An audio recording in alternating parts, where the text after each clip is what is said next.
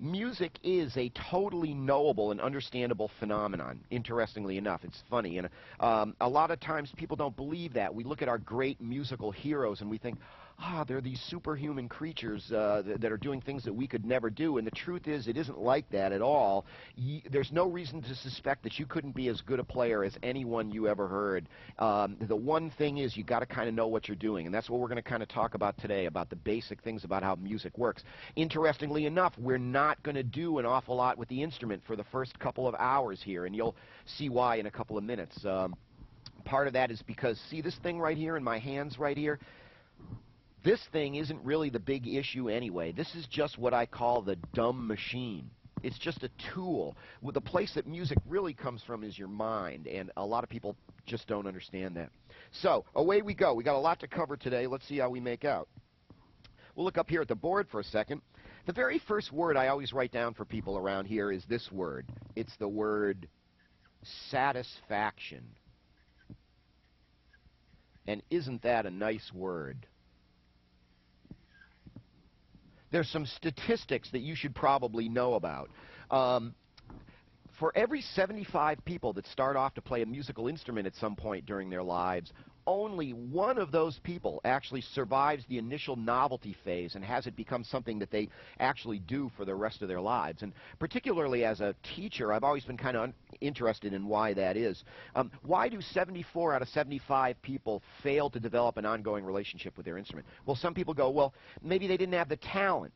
And I go, I don't think that's what it is, really. I'm not a horrendous believer in talent. I mean, over the 15 years I've been teaching now, I must admit it comes easier to some people than it does to others. But I've seen dedication and motivation win out over talent 1,000 times. So other people go, well, maybe they failed to develop an ongoing relationship with the instrument because they just didn't work hard enough. Maybe they didn't practice enough or something. And I go, well, that could be part of it too, but I don't really think that's what it is either.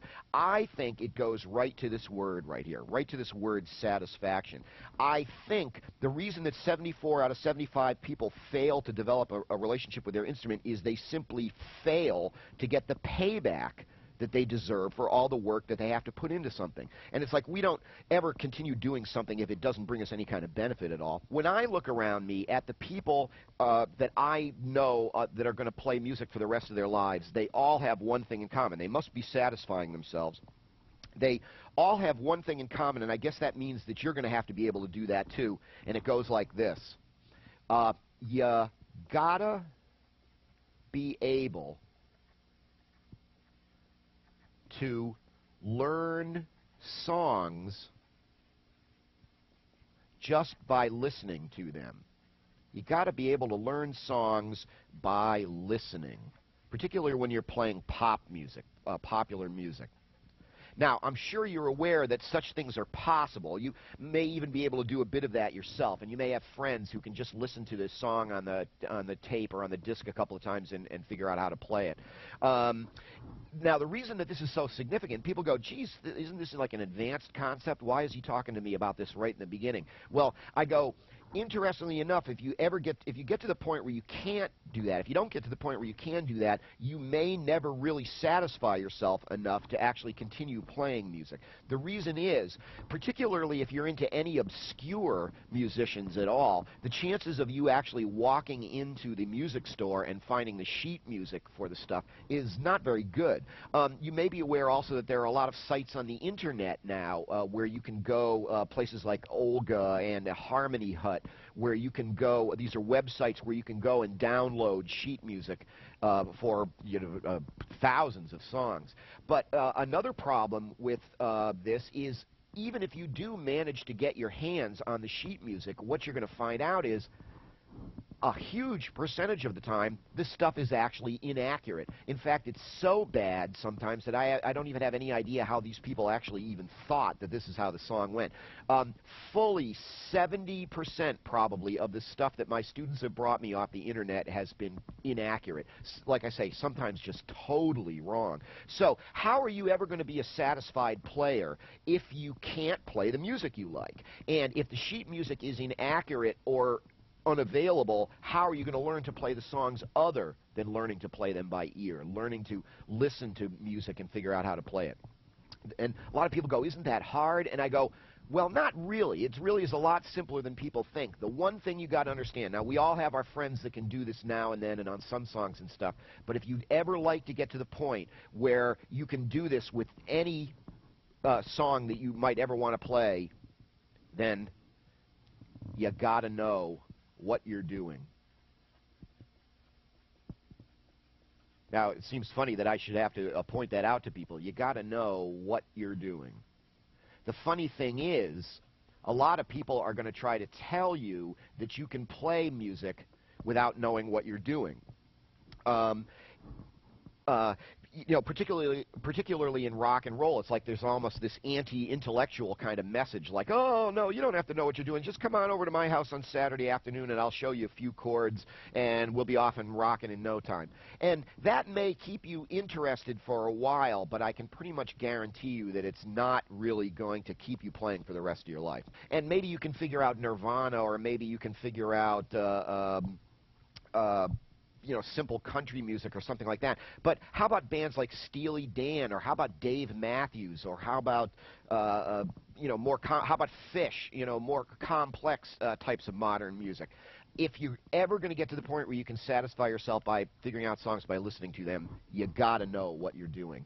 And it's a hard sell for some people. They don't want to believe that. Now, the only reason that people ever resist learning about music is for a couple of reasons, both of which I'm very sympathetic to. I think the first reason that people resist learning about music is very often music is taught like it's a bunch of rules that you have to follow. And, you know, a lot of times these people are trying to be artists. They want to be free. They want to express themselves. They don't want any rules, thank you very much. And, well, you'll find out that's not the way we teach music around here. We don't teach music like it's a bunch of rules that you have to follow. We're going to teach music like it's a bunch of observations that you're being let in on. You know, the human race has been messing around with sound for tens of thousands of years at this point. We've managed to figure out some pretty cool things along the way, and the smart people wrote that down and started showing it to other people. You can go over in the corner if you want and flop around and try to, like, reinvent Western music for yourself, but probably all you'll ever do is just waste a lot of time. How do I know that? That's kind of the way it happened with me. As I said in my introductory tape, that I'd been playing music since I was 6, and I really didn't get it till I was like 25. And that's when I began to figure out that the problem with the way they usually teach music is they give you the information in the wrong order. So you've got all these scattered facts about how music works, but you don't see how one thing connects to the other to the point where you get what I call the big picture. But you won't have that problem here. I can honestly say that in my private practice, if you will, here on Cape Cod, I never have anybody who doesn't get this. You know, it's that simple.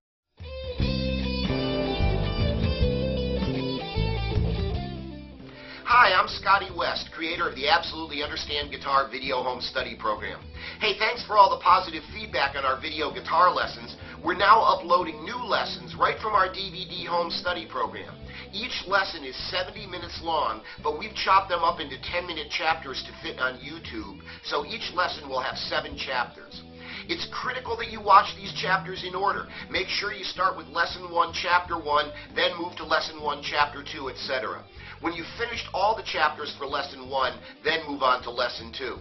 Hey, some of this stuff you might already know, and some of it's a little dry. You're going to wonder, do I really need to know this stuff? The answer is yes. Each one of these chapters contains little gems of information that nobody's told you yet, and these are the missing pieces that are preventing you from seeing the big picture. Don't cheat yourself out of these valuable realizations. Stick with the program. Also, consider our complete DVD home study program. Our high-resolution DVD video is much better than these fuzzy little YouTube clips, and you'll also get all our cool printed material, too. So good luck with your music and enjoy the lessons.